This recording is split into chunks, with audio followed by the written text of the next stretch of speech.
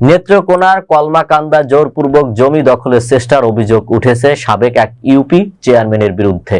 এই ঘটনায় থানায় লিখিত অভিযোগ দিয়েছেন ভুক্তভোগী এক কলেজ শিক্ষক। নেত্রকোনা প্রতিনিধি নাজমুল ইসলামের পাঠানো তথ্যচিত্রে ডেস্ক রিপোর্ট।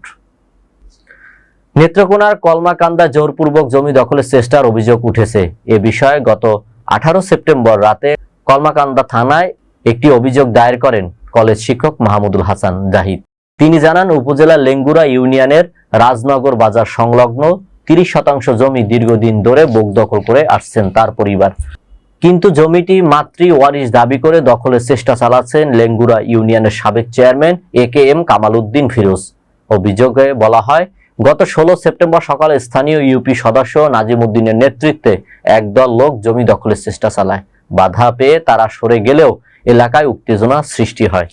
তবে অভিযোগ অস্বীকার করেছেন স্থানীয় ইউপি সদস্য নাজিম উদ্দিন। তিনি দাবি করেন, জমি নিয়ে দুপক্ষের মধ্যে দীর্ঘদিনের বিরোধ রয়েছে। আমি বা আমার কোনো লোকজন এ ঘটনায় জড়িত নয়, বরং উত্তেজনা কমাতে ঘটনাস্থলেই গিয়েছিলাম। এই যে জমিটা নিয়ে ঝামেলা হয়েছে, এটা আমার আব্বা আমার নামে, আমার ছোট ভাইয়ের নামে এবং আমার আম্মার নামে এটা দিছিলেন 1995 সালে। 95 সাল থেকে অদ্যাবধি পর্যন্ত এই জমি চাষাবাদ করা, এই জমির ফসল নেওয়া, এই সবকিছু কিন্তু আমার আব্বা এখান থেকে নিছে এবং আমরা নিছি। এবং গত কয়েকদিন আগে এখানে এই আব্বা আইসে এখানে চাষাবাদ করার জন্য।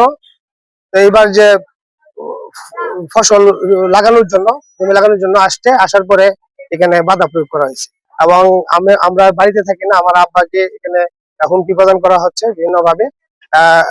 আমরা এখানে আমাদের অনেক নিরাপত্তা সংখ্যা আছে, আমাদের যানবাহনের নিরাপত্তা আছে।